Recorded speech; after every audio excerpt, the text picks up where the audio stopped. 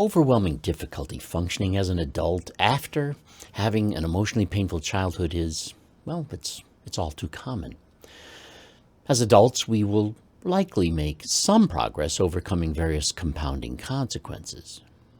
But, many adults never make anything we could call a significant recovery. And for a few, the progress they do make is another exhausting trauma to go through. Myself, I was 30 years old before I could make any progress. But within a decade after that, I rose well above those demoralizing scars. I'm Bob Greaves, and this is Living with Wisdom. I've been asked by several people to share the process that worked for me and how also I happened to come up with it. Now, a big reason why progress can be so evasive is that developmental damage not only hinders our ability to function optimally, well, it also complicates our ability to clearly understand and resolve our issues. Furthermore, just because a strategy for reestablishing emotional well-being works for others does not necessarily mean it will work for you or me. And there are many reasons for this. You just may have to experiment with various strategies to find one or two that would work well for you. So what worked for me might be just what you're looking for. It might not be, but we will never know if we don't give it a wholehearted try. Parents have a tough job. Very few parents manage to raise their children without some degree of unintentional damage to optimal development. Most parents who fail their children do so unwittingly, inadvertently, and much in spite of the loving efforts to do otherwise. And chances are parents who do a particularly horrible job do so because they never found a way to resolve their own problems. Now, I'm not going to go into detail about specific events from my childhood because that's not actually key to how I rose above the impact of those events. It is sufficient to say that I entered my adult life being deeply self-loathing and weighed down with performance anxiety in almost every area of my life. I saw myself as clearly incompetent and significantly inadequate to life. I felt shame for needlessly troubling the world with what I perceived as my ongoing, useless existence. And for me, it even became an ethical conundrum because I just felt my existence was an unfair burden to the world. Now, I didn't want to die, but often I thought suicide might simply be the right thing to do, and my lack of courage to do myself in at times struck me as if that was a moral failure on my part. Not that these thoughts were obvious to those around me. Most of us struggling in this way, we learn to wear a face that hides it because we're just too ashamed to be seen for who we think we really are. Smiling faces are far more common than smiling hearts. Also, as a young adult, I was incapable of sustaining healthy, close relationships. My first marriage was a disaster from the very start. And around authority figures, I struggled to hide my overwhelming anxiety, and I felt I had to hide it. Job responsibilities, I needed a job, but those responsibilities tortured me with a terrible sense of inadequacy because it seemed to me that everything I did was substandard. And, I had a constant fear that it was only a matter of time and my inadequacies would be discovered. I would get fired. After all, this is the inevitable fate for the truly useless. When it came to getting a good night's sleep, even before graduating from high school, I could only catch a few hours at night.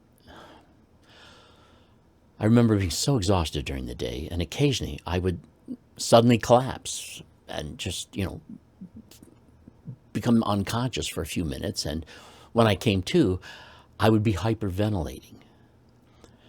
By the time I was in my 20s, I could go as many as 3 or 4 days without any sleep at all. And let me tell you, my body would occasionally be racked with pain from being so tired. This insomnia and the fainting spells forced me to drop out of college, and it only got worse, peaking at about, around age 26. So I think it is accurate to describe my early adulthood as a demoralized struggle. So, how did this change? Now, when I have shared with others the strategy that put an end to all this dysfunction for me, I'm often asked how I came up with it. And after telling the story, by understanding the personal context it grew out of, it seemed to give these people more confidence that this could help them too. Sometimes a good strategy can still fail for a lack of confidence in it. So, before I tell you my method, allow me to first share several things that I believe helped me come up with this strategy that, fortunately resulted in a significant, dare I say, full recovery. My first encounter with a therapist was when I think it was about 8 or 9. The elementary school recommended I see a psychiatrist because I was constantly fidgeting. I was fearful that if I did not keep some part of my body constantly moving, my heart would stop and I would die. Now, I really don't remember much about that therapy, but I do remember the therapist let me play with his memo recorder. He used it to transcribe notes his secretary would later type up. I was fascinated with this technology, particularly when I saw him using it. Who knows, maybe this is why after becoming a musician, I eventually became an audio engineer. The therapist also had several realistic dinosaur toys, and I had a lot of fun role-playing with the dinosaurs. I was asked to pretend one of them was the father and another was the mother and so on, Well, the constant fidgeting did stop, but not the anxiety. So I guess there was sufficient progress. But my best escape at that time from the anxiety was when I got to play a guitar or fool around on a piano. And then again, later when I was 18, I sought out help again from a therapist, but I kept it secret from my parents. I got to tell you, though, it didn't help in the least. But nonetheless, for 10 years, I would try again and again and again. But, year after year, I got absolutely no help from those professionals. I cannot say for sure, but perhaps I just wasn't ready for the help I needed. And, dare I say, I thought the therapists that I could afford were not really capable. I was 18 when I found a Bible. I had never actually seen one before, and I began hoping that, maybe this would help me find my way. Eventually, I became a Bible-quoting fanatic. Religion became my newfound coping mechanism. Now, I'm not saying that that's true for everyone, but for me, that was definitely a significant motivator. And, to be honest, my trek into and then out of fundamentalism was helpful in some ways, but very unhealthy in other ways. I felt forgiven. That was good. But I still felt unacceptable, and that was still a heavy burden. Now, I memorized major sections of the biblical text. I even taught myself to read the original Koine Greek of the New Testament. And I entered into Bible college after graduating from high school. But as I mentioned earlier, my insomnia made it impossible for me to keep up with that schedule. So I dropped out after about 3 semesters. It was 3 semesters. Even though unable to, at the time, complete a theology degree, I did eventually become pastor of a small congregation. That's when things started to come to me that were going to help a lot. It was while in that pastoral role that there was this woman meeting with me weekly. She was looking for help with her personal problems. But she was also meeting weekly with another minister across town. And almost every week she would say something like this. Last week, Bob, you told me da da da, but this other minister, he's telling me blah, blah, blah. So, if you both know God, why is your advice so different? And every time this happened, I got to tell you, I was deeply impressed with the far superior advice she was getting from the other minister. And so I made it a point to introduce myself to this minister because, I had to find out if he might be able to actually help me. By the way, I'm not sure why it is that so many people think that just because someone is a pastor, that they have any skill at helping people better manage their lives. Some do and are very good at it, but this is not a safe assumption. Anyway, this other minister wasn't a licensed therapist, but seeing him was the best therapy I had found so far. But, actually, he eventually did obtain the required credentials, and he left the ministry, and today he is a practicing psychotherapist. He's in the right place now. By this time, I was just shy of reaching 30, and there came a day when I was sitting in his office as I took what must have been well over 10 minutes to vent.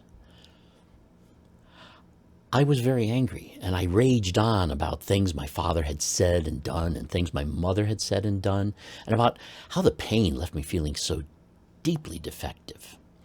Eventually, the hot emotional lava gushing out of my gut slowed down, and he responded to me saying something much like this. He said, Bob, I'm not going to tell you that your parents did a good job. They clearly didn't. But you need to know that there's nothing they ever said or did that damaged you until you believed it said something true about you. The damage happened when you bought into it. The problem here is not so much what happened. That was a problem, but the real problem here is that you came to believe lies about yourself based on the context of what they were saying and doing. And only you can discover exactly what those lies are, because once you bought into them, they became your conclusions. They became your truth. And only you can discover what the real truth is about you, because, only you are you. And he continued, but until deep within yourself you can see those lies for what they are, so much so that you can honestly resonate with seeing them as lies, and then embrace a truth that destroys them, also honestly resonating with that being the truth. Only then can you break free. And he added one more thing. He said, don't get me wrong. I don't blame you. You were just a child. You didn't have the skill set to realize they were lies. You were dependent upon your parents to survive in the world. But, now that you are an adult, only you can begin to do the work that will break free. Wow. The reasonableness of how this applied to me hit me like a ton of bricks. But I think the most significant thing at the time to me was in realizing that, if I was the one who did the damage by believing lies, then I don't really need my parents to take on the role of making it up to me. And I was kind of stuck on that. But now it seemed to me that my way out could be found inside me, by finding a more authentic truth about me that could displace and destroy those life-impeding lies. Now, deep down at that time, I know my sense of self was still lost in lies that I knew I still believed. Another important event setting the stage for my coming up with a method to achieve full recovery was that the day came when I decided I had to talk to my father. And I was able to do so without being angry. And I calmly told him that I was not claiming my perspective was accurate, nor was I blaming him.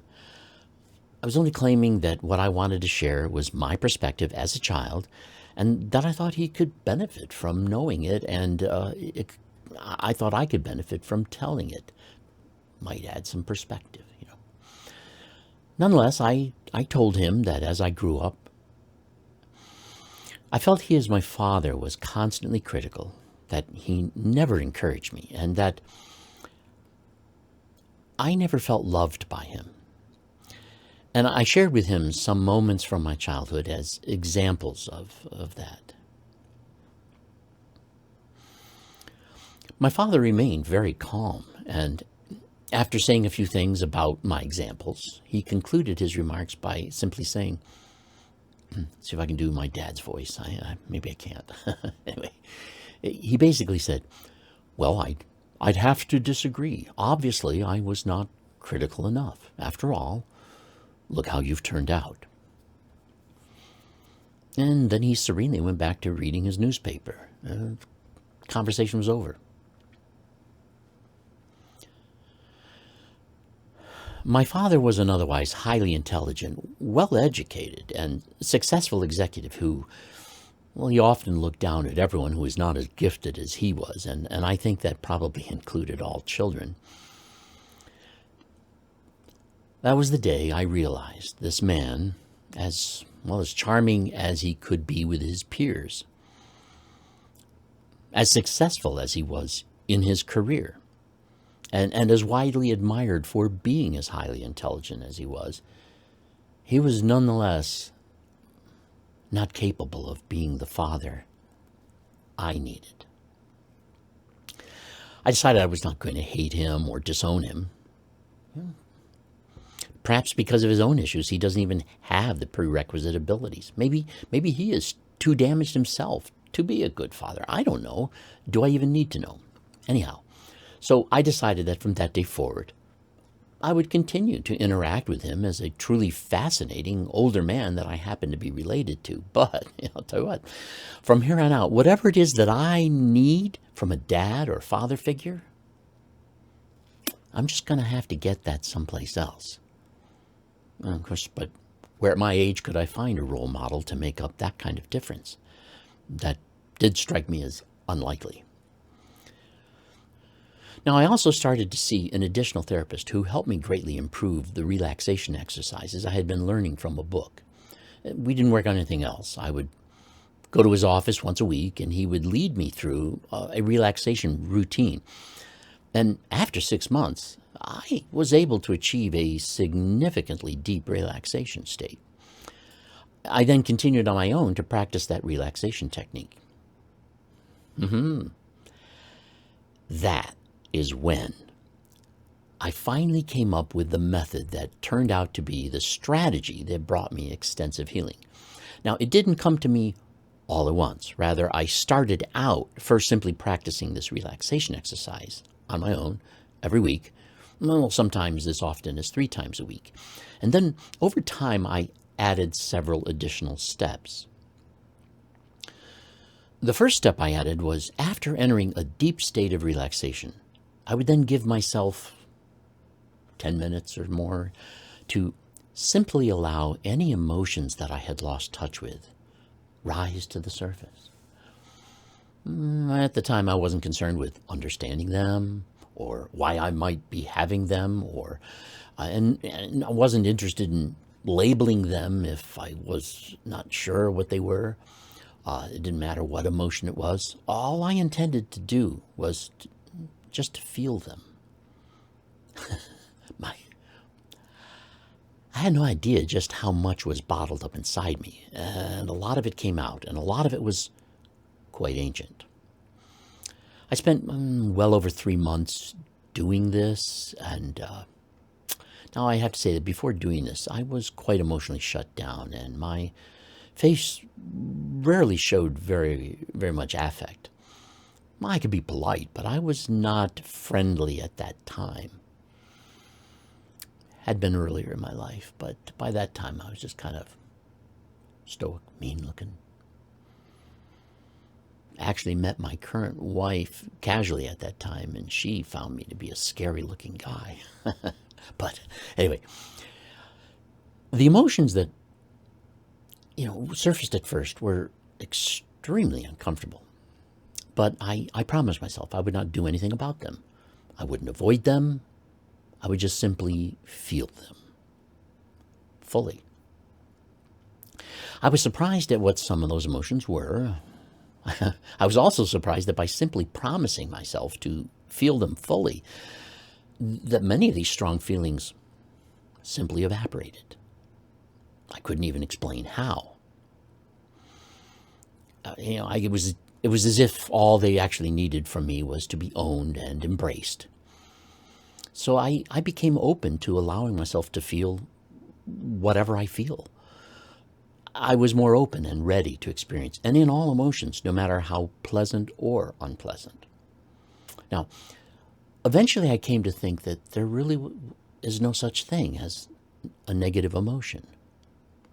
Well, obviously many of them can be quite uncomfortable, but I was coming to see how all my emotions somehow reflected my value as a struggling human being. We attach emotions to the events we experience as part of our perspective, and they remain in our memories. Sometimes that's the more accurate part of our memory. But now, most of us realize that just because some idea feels true to us doesn't mean it is true. But I think I did discover that if something resonates as true to me, the way it feels, it does mean I really do think it's true, but perhaps it's some unconscious, deeper level I haven't thought through. That might need some emphasis. I learned that whenever my emotions attach to past events do not jive with verifiable reality or good psychology concerning myself, especially if the thought of those events leaves me feeling inadequate, it is because at some deeper level, I've come to believe a lie. Aha! By examining the emotions rising up in my memory of past experiences, I thought I might be able to identify the lies I bought into. I'm on my way. And I thought perhaps I might never shake loose from those lies until I allowed myself to fully feel whatever it is I feel. Well, especially when the feeling doesn't make sense or relates to my sense of inadequacy. So, after 3 months or so, I then went on to add a new feature to my relaxation exercise. In an attempt to figure out when I had first embraced lies, well, I had already identified in my journaling close to 24 very painful memories from my childhood, wherein I was left feeling humiliated, inept, or inadequate, or some similar sensation inside of me. But I needed to do more than just identify the lies. I also had to find the truth in such a way as I could clearly resonate with it as the truth. So I allowed myself to reach a deep state of relaxation, and then I would regress, as it were, back to those painful events, and I would relive those moments in my mind's eye. And I would repeat this over and over again with many different events. Sometimes I would relive the event as if it was happening to me, damn it, all over again. And sometimes I would imagine I was going through it, kind of shockingly, as if for the very first time. This wasn't always fun. Then there were sometimes I would simply go back to the event and observe it as if I were an invisible objective witness. So, from a third person, from that point of view, I could pay close attention to my younger self's body language, and I could observe other people involved in the event. And I think this actually helped me to empathize with the insecurities and issues that might have motivated those whose behavior was eliciting from me such negative conclusions about myself. I was able to see, in spite of how my younger self was concluding lies, how these other people were working through their own issues. But unfortunately, at my expense. To make the experience more vivid and detailed, I even tried to remember and reimagine such things as the temperature, the season, things in the room, colors, odors, what I was wearing, and other details. And then I added another component to search this out even further. After the event was over, I would then imagine that my younger self would run off to the woods to sit under my favorite be-to-myself tree. There, sitting under the tree, younger me would tearfully feel the regret of his useless existence. But then after marinating in that pain, along would come this older man. And in my imagination, while still in a deeply relaxed state, younger me had no clue that the older man was really older me. Then older me would talk to younger me as if younger me was someone far more worthy of compassion and love than I could give myself at that time. Isn't it amazing how some of us can be so much more gracious to others than we are to ourselves? Anyhow, older me sat next to younger me and he asked, "What's going on?" And he'd follow that up with, "So how does that make you feel about yourself?" And, well, younger me would painfully explain his inadequacies, his ineptness, and his stupidity. But older me would offer younger me alternative explanations that helped younger me see things very differently. Something more like the compassionate truth than the lies I was marinating in. And in this way, older me helped younger me arrive at different conclusions about himself. And it also helped younger me understand possible issues or immaturities that others were dealing with that might help explain their behavior. And of course, sometimes older me would help younger me own his own mistakes and to accept them as learning opportunities. You could say, I became my own father figure. In my imagination, I traveled back in time to become the loving role model I so desperately needed. Now, I would reenact each event over and over again with each memory until older me had younger me believing him, and the event no longer provoked disturbing, debilitating lies. It took me about 5 years to work through all those painful memories, and by that time, I had experienced such a change that I no longer felt the need to continue doing this. Now, today I might repeat this method if something comes up once and now again, I guess. But these issues tend to be layered, don't they? But, I haven't done it in years. And much to my unanticipated delight, my peace of mind changed a lot, both during and after that process. It was literally as if I had had a totally different childhood. Well, the same things happened, but my understanding of them and the impact they had on me was radically different. I no longer resonated deep down inside with thinking of myself as inept, inadequate, or stupid.